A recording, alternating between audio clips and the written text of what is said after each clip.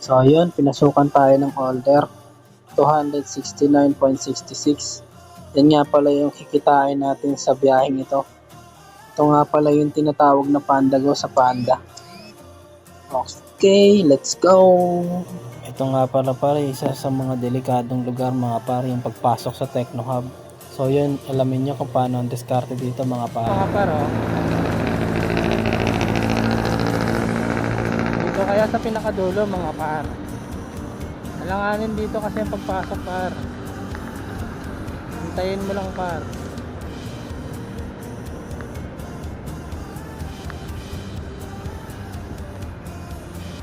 So yan par, wag muna par kasi may bus par. Mahirap kasi yan par. Ito pwede na par oh. Huwag kayong didiretso par kapag may bus par.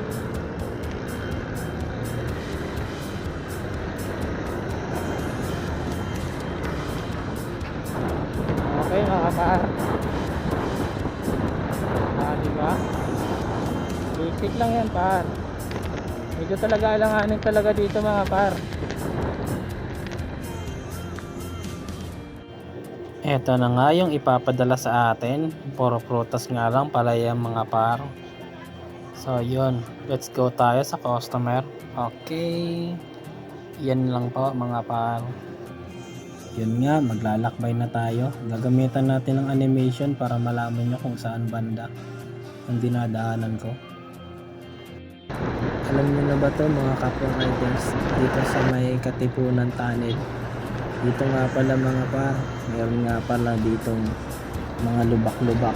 Tsaka mag-ingat kayo dito sa may kanan, dahil dito nga pala yung makakasira sa mga shock natin. Tingnan nyo naman mga par ang nangyayari. O yun, hindi ko na malayan talaga, akala ko na ayos na nila. Ayan na, ayun na. Ay, asak talaga ang shock. Kakapaayos ko pa nga lang kay Tagas. At yun na nga nangyari. Hindi ko malayan, meron pa palang isa. Ay! Buisit! Hindi pa nila naayos mga par. Nasira na naman ang shock natin. Eto mga par. Yun na nga, nadaan na natin yung sirang tunnel at ito'y gagamitan ulit natin ng animation. At ito'y nakarating na tayo sa customer.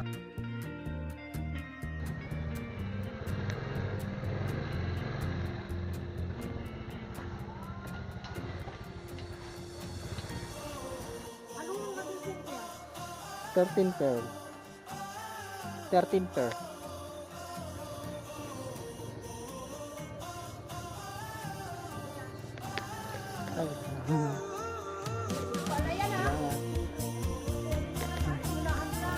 Heto na nga, muntikan natin mabigay sa kapitbahay. Dito na lang lumabas ang customer.